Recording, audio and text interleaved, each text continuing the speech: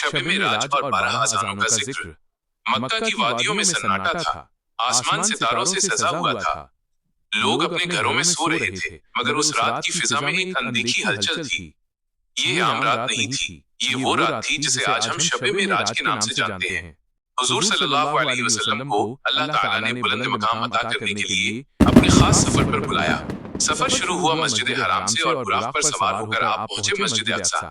उस मुक़द्दस ज़मीन पर पहुंचते ही एक अजीब नूरानी मंजर था। तमाम अंबिया किराम की रूहानियत वहां मौजूद थी।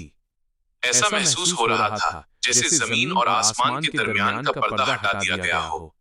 जब आप सल्लल्लाहु अलैहि वसल्लम ने मस्जिद अक्सा में कदम रखा तो जिब्रील अमीन अलैहिस्सलाम ने अज़ान कही।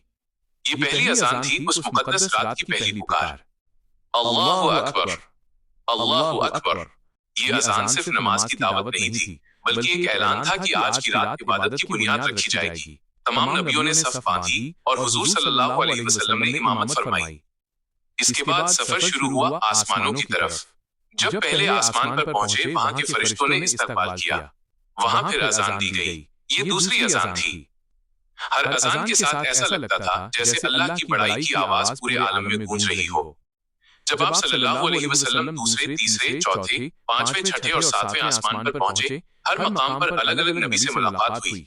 आदम अलैहिस्सलाम, ईसा अलैहिस्सलाम, मूसा अलैहिस्सलाम, मूसा अलैहिस्सलाम और इब्राहीम अलैहिस्सलाम जैसे जलीलुल क़द्र अंबिया से मुलाकात। हर आसमान पर अज़ान की सदा बुलंद हुई। हर बार अल्लाहु अकबर की आवाज गूंजी। हर बार फरिश्तों ने सफ़े बांधी। ये कुल मिलाकर 7 अज़ानें हो चुकी थीं।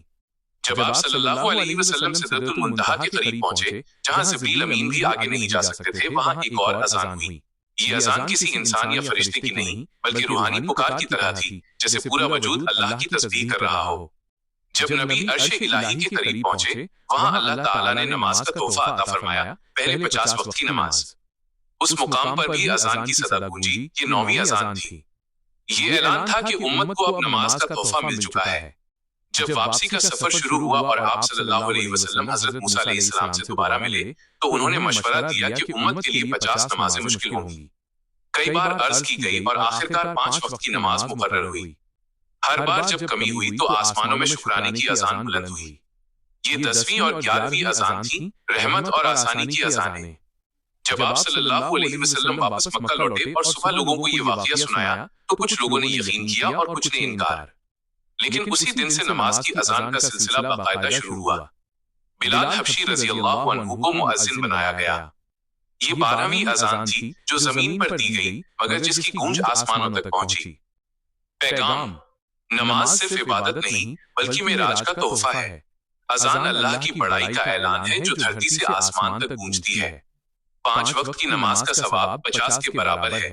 ये अल्लाह की रहमत है। सोचिए, एक रात में 12 बार अज़ान दी गई। हर बार अल्लाहु अकबर की सदा ने ये याद दिलाया कि अल्लाह सबसे बड़ा है। आज भी जब हम अज़ान सुनते हैं तो वो उसी रात की याद दिलाती है, उस रात की जब इंसानियत को नमाज का तोहफा मिला। अगर हम उस अज़ान की कद्र कर लें तो हमारी जिंदगी भी रोशन हो सकती है। क्या आप चाहते हैं कि मैं इस